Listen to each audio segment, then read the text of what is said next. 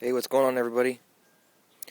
Today we will be taking a definitive look at the differences between the Gamo red fire ballistic tip pellet, which is a lead pellet, and the Gamo blue flame, which is also a ballistic tip pellet, but it is a PBA non-lead ammunition. First evidence that we have here is back-to-back examples of the red fire shot into clay from 10 yards away and its path through the clay up to the point where it stopped. You can see it mushroomed pretty well. Being a lead pellet, it's going to do that. It's nice and soft. And you can see it left a fairly wide ballistic trajectory through the clay. Now comparatively, the blue flame went just about the same distance, maybe an eighth to a 16th of an inch shorter into the clay than this other red fire round did.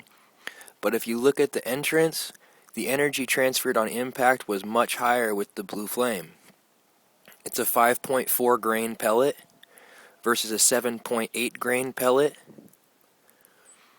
And I think the increased speed and hardness of the metal over the lead is what gives the blue flame this heavier impact, which ultimately leaves a wider entrance. You can see the ballistic tip's been shed. Nice, shiny, mushroomed out blue flame. Excuse me. Red fire is also mushroomed out, and the ballistic tip is passed into the center of it. Now, on the examination of just the initial impacts here, we see visually side by side the red fires do not impact as hard as the blue flames. You see the pellets at the bottom of the clay there, just a little bit. This was a standardized test. These pieces of clay were put in the refrigerator for 30 minutes to assure uniform consistency, and I pulled them out nice and cold so they'd be nice and firm, and I can get the best representation of what would happen if you were to have these hit a semi-soft target.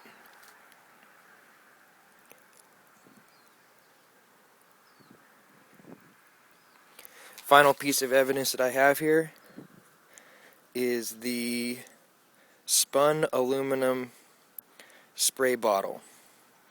And the two on the left are the red fire impacts.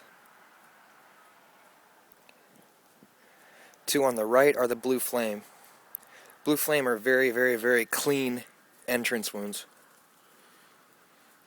Little bit messier of a spot on the red fire side. But if you look at the exit,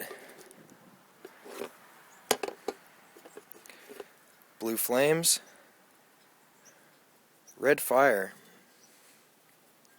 Almost no difference in the style or the size of the exit in this spun aluminum bottle.